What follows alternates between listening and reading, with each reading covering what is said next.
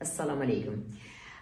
Эгерде bir үй бүлө келин алды, ал деген педагог, же болбосо дарыгер, же дагы бир башка кесиптин ээси, ушундайда баягы келин келгенден кийин бир мезгилден кийин баягы жумушуна чыгыш керек да.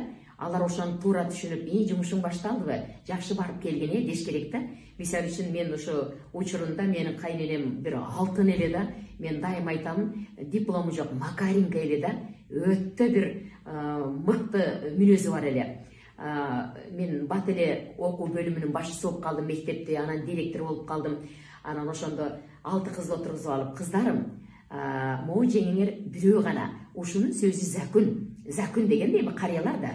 Анан теге ишини бөлүштүрүп алгыла.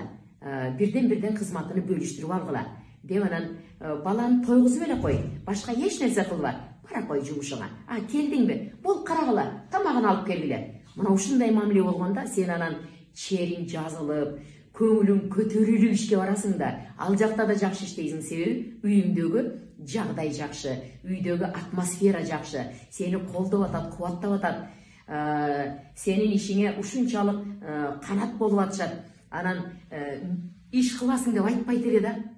Мына кыздар кылат азыр бул ишти.